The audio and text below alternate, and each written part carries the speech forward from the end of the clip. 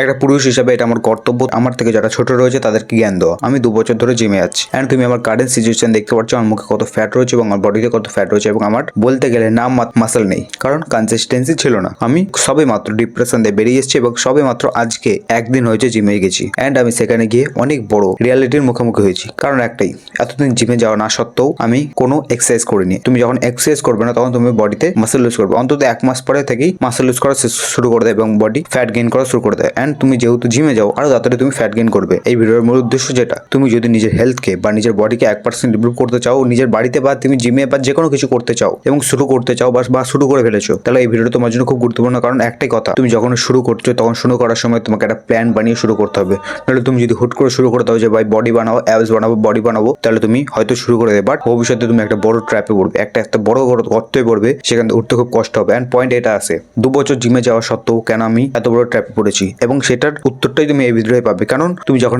শুরু করবে প্রথমবার তোমার খুব ভালো লাগবে, প্রথমবার যখন জিমে যাবে বা বাড়িতে এক্সারসাইজ করবে তখন খুব ভালো লাগবে, বাট তুমি যখনই কয়েকদিন যাওয়া হয়ে যাবে, 3 মাস বা 4 মাস হয়ে যাবে, তখন তোমার বডি খুব অ্যাডাপ্ট করে নেবে জিমকে এবং প্রথমবার যখন তুমি মাসেল বিল্ড করবে, প্রথমবার যখন জিমে যাবে তখন তোমার খুব তাড়াতাড়ি বডি হবে এবং তুমি মাসেলকে খুব তাড়াতাড়ি অ্যাডাপ্ট করতে পারবে এবং তুমি একটু ভালো লাগবে তোমার দিক। তুমি কোনো না কোনো কারণ রূপে ছেড়ে দেবে, আই গ্যারান্টি, তোমাকে গ্যারান্টি দিলাম, তুমি কোনো না কোনো কারণে সেই নিজের হেলথটাকে, নিজের বডিটাকে ইমপ্রুভ করা, বেটার বানানোর সেই খেয়ালটাকে হারিয়ে ফেলবে। এন্ড তুমি তার কারণে 3 মাস তুমি কোনো কাজ করবে না, নিজের বডিকে ইমপ্রুভ করার কোনো চিন্তাই করবে না, কোনো জিমও যাবে না, ঘরে কোনো এক্সারসাইজও করবে না। এর ফলে কি হবে, তুমি ট্র্যাপে পড়বে। এটা সত্যি যে তুমি কোনো না কোনো কারণে তুমি সেই নিজের হেলথটাকে বেটার করা, নিজের বডিটাকে বেটার করা বন্ধ করে দেবে। তখন মনে পড়ে থাকবে না তোমার। তুমি কিছুদিন পর, 1 মাস 2 মাস বা 3 মাস পর তোমার হুশ আসবে কি হলো, আমার বন্ধুরা বা আমার সঙ্গে যারা ছিল তারা এত বেটার হলো কিভাবে, আমার থেকে বেশি বডি বানালো কিভাবে, আমার থেকে এত হাইটে লম্বা হয়ে গেল কিভাবে, এত বডি হয়ে গেল কিভাবে, তাদের এত ফ্যাট নেই কেন আমার মতো, আমি এত মোটা হলাম কিভাবে। তখন তোমার মধ্যে প্রশ্ন আসবে এবং তুমি তখন আবার নিজেকে সেই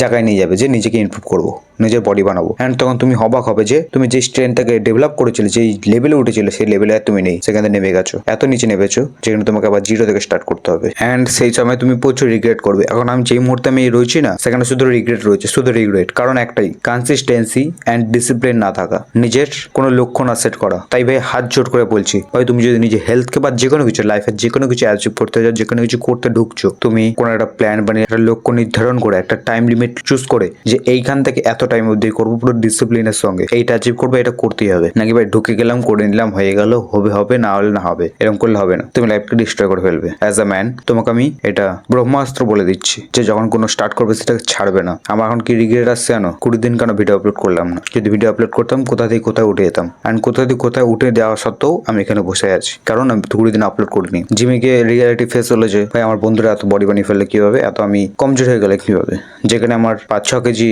ইজি উঠে যেত সেখানে উঠছে না, নিজের বডি ওয়েট নিজে নিতে পারছি না, গুসাপ আসছে না, যেখানে 20টা-25টা চলে আসতো সেখানে 5টা আসছে না। কেন? লেভেল 0-তে চলে এসছে। কেন? কনসিস্টেন্সি, ডিসিপ্লিন, লক্ষ্য নির্ধারণ ছাড়া বা কোনো টাইম লিমিট না বানানোর কারণে। অ্যাজ আ ম্যান তোমাকে এটা আমি একটা ব্রহ্মাস্ত্র বলে দিচ্ছি যে যখনই কিছু স্টার্ট করবে সেটা একটা টাইম লিমিট বানিয়ে, একটা রুল বানিয়ে, কেন যাব, কিভাবে যাব, কেন যাওয়া উচিত এবং না গেলে কি কি ফল্ট আসবে, একটা লক্ষ্য নির্ধারণ করে একটা টাইম লিমিট সেট করে সেটার উপরে ঢোকো। এন্ড কসম খেয়ে নাও যে এটা ছাড়বো না মানে ছাড়বো না, যতই হার্ড ডিসিশন আসুক আমি করবো। এই ভিডিও যদি ভিডিও ভালো লাগে, ভিডিও লাইক করুন, সাবস্ক্রাইব করুন। আর ভিডিওর জন্য আর একটা কথা, বিকাম স্ট্রঙ্গার, হয়তো আস্তে আস্তে বলছি বাট ম্যানেজ করে নাও, রাত্রে ভিডিও এডিট করছি, এখন থেকে 2টো ভিডিও আসবে গ্যারান্টি। এই ভিডিও পর্যন্তই।